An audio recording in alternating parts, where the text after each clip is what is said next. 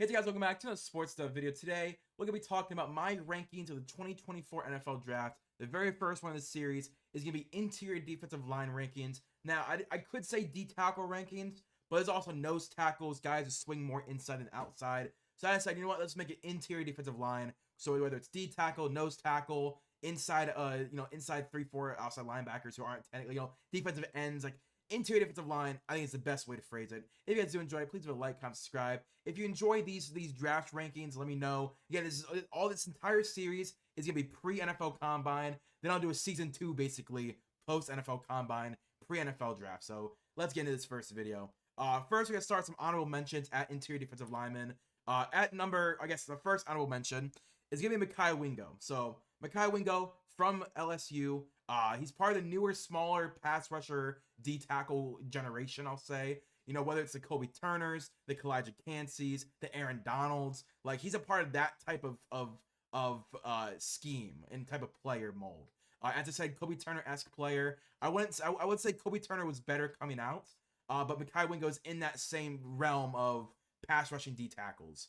He has smaller arms and a smaller frame. Again, I think he uses that to gain advantage when it comes to these pass rushing lanes. So when he's going up against a blocker and the guy next to him going up against a blocker, he uses that frame to duck under, the blockers move, whether the center or the guard. He goes under their arms and gets to the quarterback.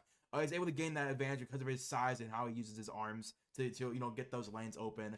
Every team wants a player like this. Those smaller D tackles they can get into those lanes, become pass rushers. My prediction, I think he's more of a third-round pick. I wouldn't be shocked if he goes in the second round. But as of right now, pre-combine, he's a third-round pick in my eyes. I think he could rise, but right now, I think third round is where I would feel comfortable taking Mekhi Wingo because of other prospects in this class. Next, we have T'Vondre Sweat from Texas. He's a prototypical run-stuffing D-tackle. I could say nose tackle as well, but I think he'd fit better next to another guy in the interior defensive line. He uses his upper body strength to gain leverage. He kind of uses like his strength to push blockers out of the way and get to the running back. He would be dominant in a Michael Pierce Vita Vea role as a predominantly nose tackle guy. Look for Seattle to target him in the second rounds. If they don't go nose tackle, D tackle in the first round, I think Mike McDonald would love a T'Vondre Sweat. He would use all of his 6'4", 315-pound frame to block up running lanes in Seattle. Because Michael Pierce had a really good year this year in Seattle. Mike McDonald is used in the last 2-3 years now. I think that's what you want, is a kind of guy who can stop the run and build around that front D lineman. He had 8 TFLs this past season and 4 batted balls as well. So when the quarterback is throwing, he jumps up, tries to bat that ball, and he gets in those running lanes. My prediction, T'Vondre Sweat is a second-round pick. I don't see him sneaking into the first round, but if someone wanted to get him in the first 4 or 5 picks of the second round, wouldn't be shocked. But I think I see him more as a mid to late second-round pick from T'Vondre Sweat from Texas. Next up, we have Braden Fisk. He's my biggest riser on the D-line in this pre-NFL draft process. I need to see him at the Combine, see what he does. I don't know if he was actually at a bowl game. I have to look into that. I actually don't know if he was. But I know he's my biggest riser when it comes to looking at film and going, doing all these mock drafts for all these offseason plans. He's one of my biggest risers. Despite his size and athleticism, he's dominant on the defensive line. He uses power to lift blockers off their soles of their feet and onto their heels, and that's how he gets past them to get to the quarterback or the running back.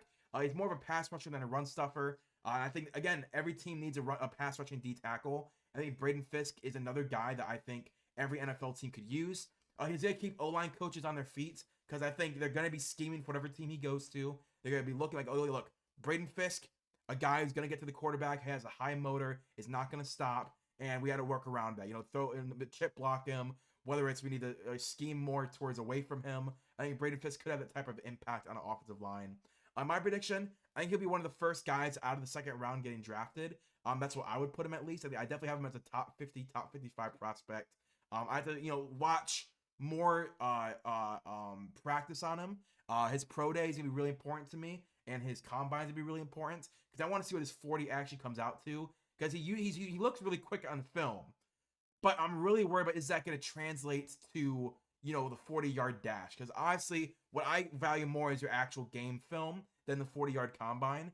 But I do like to see, like, what's your 10-yard burst? What's your 3-cone? What's your 40? How much can you put on the on on a bench. Like, that stuff does matter, but on film at Florida State, he dominated. And I think that's what is most important from his position.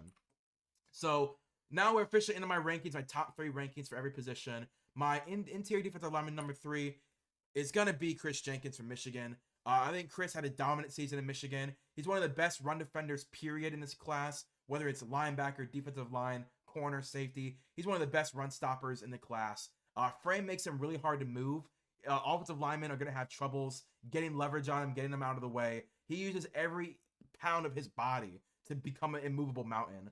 He's good at anticipating blockers as well, which kind of leads into his frame not making him easy to move.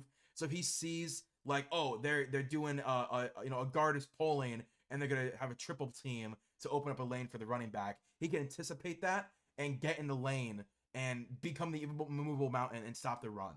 He won't make the easy mistakes that a lot of defenders use. He's too, he won't be too aggressive, won't be too soft either. He's gonna be exactly what he needs to do, exactly where he needs to be. I could see him shifting along the defensive line as well. He won't just be an A gap or B gap guy. I could see some outside tackle moves. I could see him going wide 9 moves. My prediction: he's a first round pick, probably towards the end of the first round. But he is one of those guys that he's gonna get drafted. He's gonna start, and we're gonna be like, wow, this dude is really good when it comes to stopping the run. And the fan base or whatever team he goes to is gonna know Chris Jenkins and love Chris Jenkins. Next, we have interior defensive lineman number 2. Obviously, that had to be Byron Murphy from Texas. He's another athletic freak playing nose tackle, D tackle. He could play either one of those. You can either be the 3-4 nose tackle or the 4-3 D tackle. I have no worries about what he could do. His speed off the line is going to carry over to the NFL. I know there's been some talk in the draft community on if that's going to carry over. When it comes to more talented guys in the NFL, is his speed gonna not diminish, but not be as impactful for his game?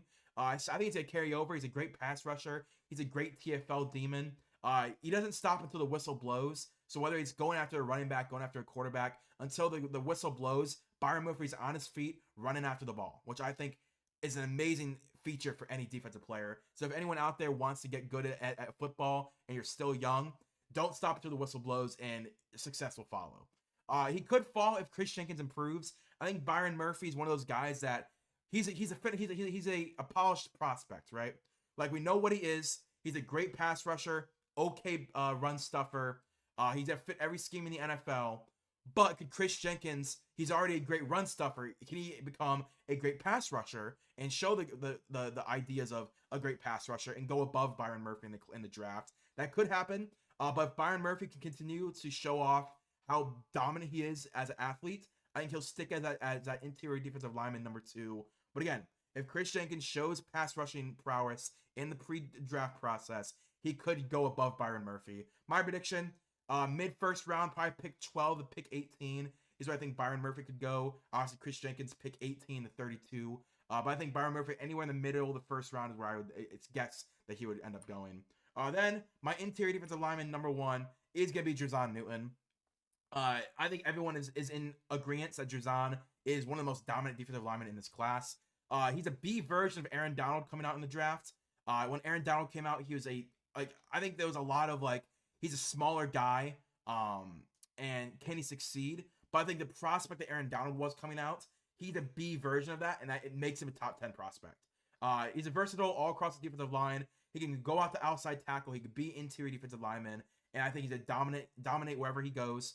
He could be a chess piece for an ingenuitive DC. One of these up and rising defensive coordinators that want to prove they're good enough to be a head coach. Like, if Mike McDonald was still in Seattle, it's still in Baltimore, and they got Jazon Newton, he'd be a Pro Bowler year 1. Like, that's the type of level I think that Jazon Newton could be at if he gets to a defensive coordinator who wants to show off Jazon Newton and make him a focal point of a defense. He could be front runner for defensive rookie of the year post deadline. I think he's gonna struggle the first couple weeks in the NFL, but I think by the end of the year, if Jazon Newton is in defensive rookie of the year talks, I'm not gonna be shocked. He's one of the best defensive prospects in this class. Illinois has crazy prospects this year, whether it's offense or defense. Every prospect I see from Illinois, whether it's Hayden Hatton, Isaiah Williams, Jazon Newton, I like all their prospects coming out. I think all of them have roles in the NFL. And that's something that's really rare from not a top 4, top 5 team in the NFL, in college football. And if you just want to see how good Jazon Newton is, watch this film. Like, this is a top 10 guy. That's why my prediction for him is he's going to be a top 10 pick. I've been saying if the Atlanta Falcons want to go defense at number 8, Jazon Newton to them makes a lot of sense. Inside outside versatility, dominant all across the line, good at pass rushing and run stopping. I think Jazon Newton is going to be a top 10 pick. If he falls out of the top 10, he's going to be a steal for whatever team he does go to. But my prediction is a top 10 pick. But if you guys enjoy, please like, comment, subscribe. Hit the notification bell to be notified when I post next. Again, I'm going to be doing rankings for everyone pre-NFL draft combine, then post-NFL draft combine. So these rankings could change. I could have Mekhi Wingo as interior defensive line number 3. I got Jazon Newton fall to number 2. Like, that's the wonderful thing about the pre-draft process. Stuff changes after more stuff comes out about them. But if you guys enjoy, please like, comment, subscribe. Next up, we have offensive lineman. That is the next video that'll be coming out in this series. So hopefully you guys stay tuned for that. I'll see you guys later. Peace and bye.